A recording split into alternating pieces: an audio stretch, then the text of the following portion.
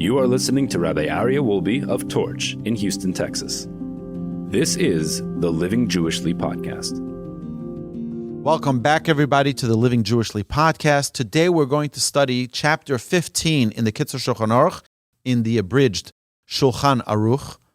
We're going to talk about the laws of Kaddish, Borchu, and Minyan. If you remember last week, we had the outline of the prayers, the morning blessings, the korbanot, the offerings, Psukei de Zimra, the verses of song and praise, Borchu, the call to prayer, the blessings of the Shema and the Shema, the Amida, the Shmona Esrei, the Tachanun, the supplications, and the end of prayer. We're going to focus today on the Borchu section. The one before it, right before it, is Yishtabach Shimcha La'ad Malkeinu, which is the end of Psukei de Zimra. Then we go to Borchu, which is the call to prayer, and then the blessings of the Shema.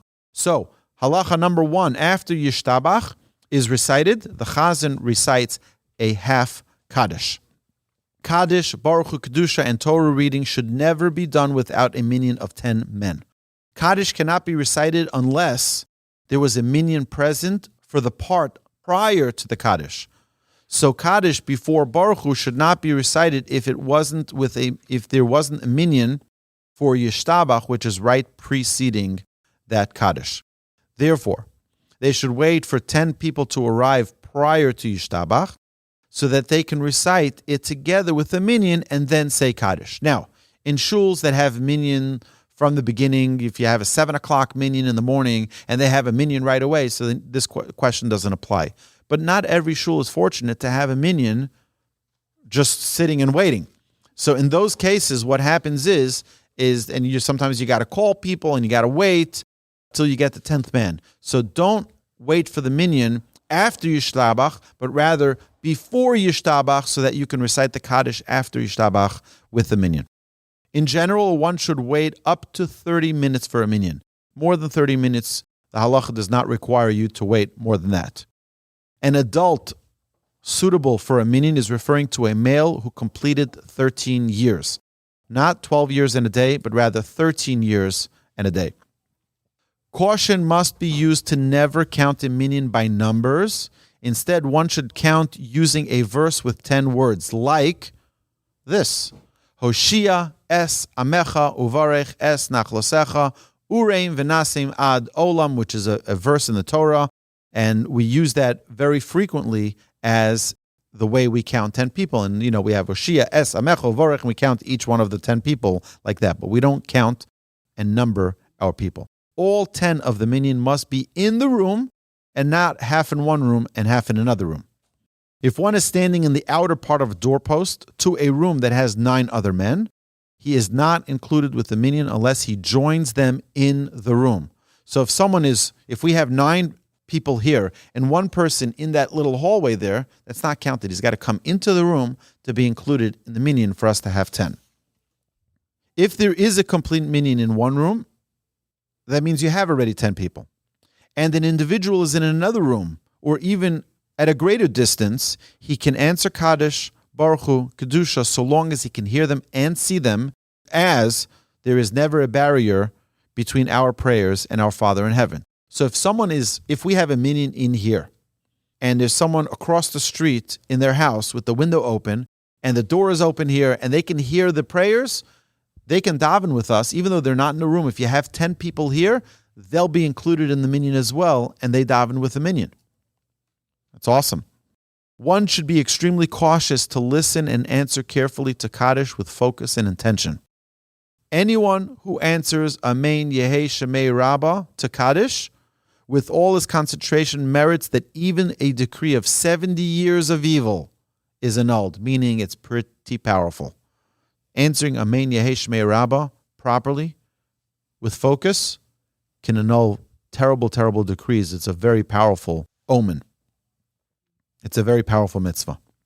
Additionally, Yehei Shemei Rabbah should be recited with a loud voice, as this voice breaks the power of all the heavenly prosecutors and annuls all harsh decrees. It is not necessary to shout in an unusual manner, so that people do not ridicule and laugh at you. One should be careful to recite Amen and Yehei Shemei Rabbah properly for Kaddish.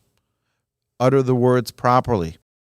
It is proper to always stand during Kaddish. Sephardic customs differ, but Kedusha and all other matters of holiness should always be recited standing. Kaddish and other matters of holiness should not be recited with less than a minyan. For the repetition of the Amidah, if one of the 10 is still reciting their personal Amidah silently, so ideally you should have 10 people answering Amen for each of the blessings of the Amidah. But let's say you started, everyone is reciting the silent Amidah, and now you have 9 people who concluded and can answer Amen, but you have one guy who has a long Amidah, who's having kavana and intention and focus, so you don't interrupt him and tell him to hurry up, but rather, even though they cannot respond to the Chazan's repetition, they are included in the minyan, and the repetition can proceed. The same applies if there's 2, 3, or 4 people still praying. As long as the majority are completed and responding Amen after the repetition of the Chazan, the minyan is considered complete. If there are 9 participants and another one who is sleeping, the minyan is incomplete until the 10th man is awake. So sleeping doesn't mean you're there. You're not present. After the Chazan, the leader recites the half Kaddish. He says aloud, Borchu es Hashem hamavorach. And the congregation responds aloud, Baruch Hashem hamavorach l'olam va'ed. And then the Chazan repeats after them, Baruch Hashem hamavorach l'olam va'ed again, so as not to exclude himself from the congregation. If one missed and didn't hear when the Chazan said aloud, Baruch Hashem hamavorach, he didn't hear the Chazan say it. He can still, nevertheless, respond with the congregation and say it with them, Baruch Hashem hamavorach l'olam va'ed. Number 23, the Kedusha during the blessing of Yotzer, so this is already inside the blessings of the Shema. We have the Kedusha. So the Kedusha during the blessing of Yotzer should be recited with a minyan. However, someone praying alone without a minyan should still say the Kedusha by themselves. If there is barely a minyan or just 10, it is forbidden for anyone to leave and break the minyan. For one who leaves and breaks the minyan, there are very harsh words for such an action. You break the minyan, now everyone loses that quorum.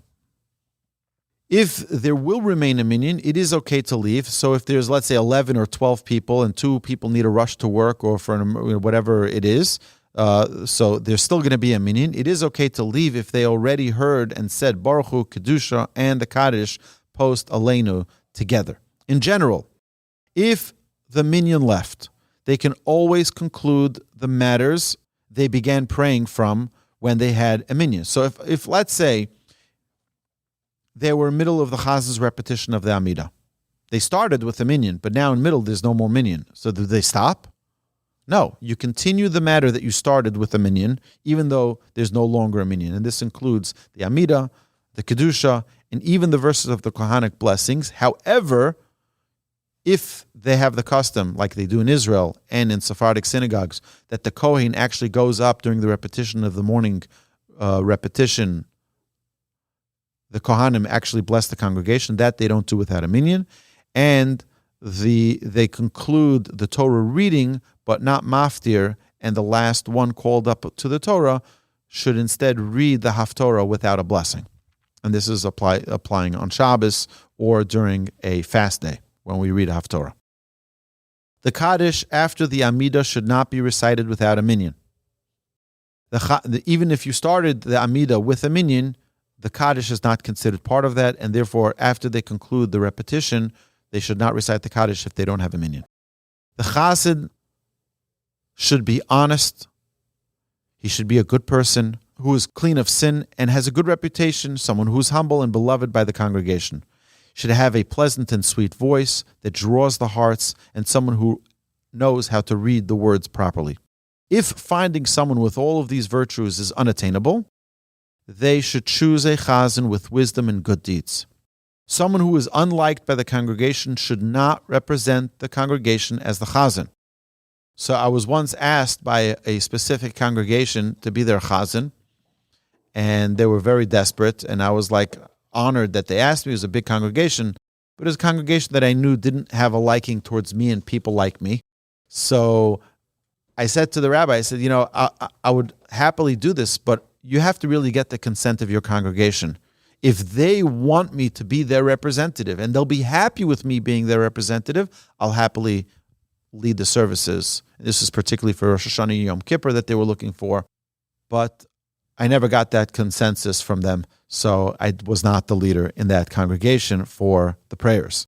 Someone unwanted who pushes their way to the chazanhood, the congregation shouldn't answer amen to their blessing. Someone who's either not loyal to the Torah, someone who is not a righteous person, someone who's not an honest businessman, such a person, don't even answer amen to their blessings because it's a disgrace for the congregation. I can share with you such a story. There was a man who lived in the community that my parents live in, and he had a butcher shop. And it turned out that notwithstanding that he would give the daily daf yomi shir, he was the chazan in the synagogue for Rosh Hashanah and Yom Kippur, and he was a pretty well-known, respected person in the community. But they found out that he was selling non-kosher chicken and meat in his shop. And once this came out, he was labeling it as kosher. It's a terrible, terrible sin, of which someone who does that is put into nidui, into a excommunication category, and you're not allowed to include him in a minyan. You're not allowed to answer amen to any of his blessings. You're not allowed to socialize with such a person. And the Halacha has very harsh things to say about such a person. So if he were to push himself in and say, hey, I've been the chazan here for years, and therefore I don't care what you people say about me, I'm still going to be the chazan, in such a case, you don't answer amen to his blessings. Finally, it is proper for the steady chazan to have a fully bearded face. And our sages tell us, even if it's not fully bearded because they shave for whatever reason, it should still be that it could grow in. But in any case, anyone older than 13 can lead services on a daily basis. And with that, my dear friends, we conclude the laws of Kaddish, Borchu, and the Minyan. And I'll take any questions. Yes? No, so the Halacha says that. The Halacha actually says that one should not count a Minyan by numbers. You don't count people as 1, 2, 3, 4, 5, because the Torah says it's a biblical commandment not to count Jews by numbers. We're unnumberable. We don't have numbers. So therefore, we count them by a verse. Now, if it's difficult, that verse that I told you, what many people do is they say the blessing of Hamotzi lechem min haaretz, Baruch atah Hashem, Elokeinu melech haolam, Hamotzi lechem min haaretz, which is also 10 words and easier to remember.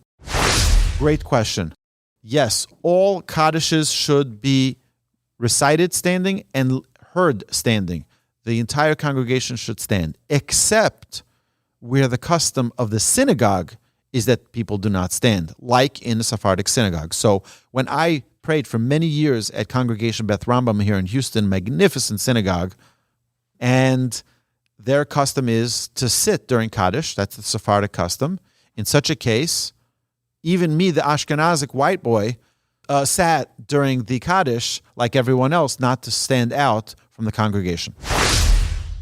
So this is regarding halacha number 21, where we said that the chazan repeats after the congregation, Baruch Hashem Avorach Olam Va'ed, so as not to exclude himself from the congregation. So Lou, you're asking a great question. Can he just recite it with the congregation? So the idea here is that people shouldn't think that he is not counting himself with them. And therefore, if he says it with them, they may not hear that he's actually saying it with them. So what many chazanim do is they say it with the congregation and elongate the last word a little bit so that people know that they recited it with them. So you're supposed to actually say Yesh Mirabah together with the congregation.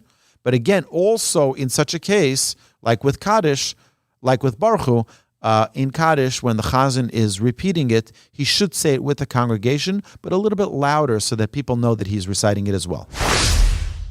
Okay, so let me clarify. Excellent question. Excellent question. There are 3 different kedushas in our prayer. The first kedusha is during the blessing of Yotzer, in the blessings of the Shema. The second kedusha is during the repetition of the Amidah. The third kedusha is during Uval Tzion, which is at the end of the prayer. So each one of those, when we say Kadosh, Kadosh, Kadosh, is called kedusha. We're talking about the one that is recited during Yotzer or during the first blessing of the Shema, prior to the Shema. We're not talking about the one by the Amidah that you need a congregation for, a full minyan. Correct. If one is praying the Amidah without a minyan, they do not recite the Kedusha. You only recite that when you have a minyan during the repetition of the Chazan. If he started the blessing of the Torah with a minyan in the room, he ends the blessing of the Torah even though there's no minyan any longer. But the Haftorah, you don't recite the blessing of the Haftorah without a minyan. You'll read the Haftorah, but you're not going to recite the blessing if there's no minyan. Right, so all Kaddish should be recited standing and heard standing. Kaddish is one of the most powerful prayers, which is why with such reverence and honor and dignity for this prayer, we stand. Well, again, the congregation, based on their customs, like Sephardic customs, the Sephardic customs, that's what they do. In Ashkenazic, again, if the congregation, that's their custom, I'm sure it's rooted in good sources. Have a magnificent Yom Tov, everybody.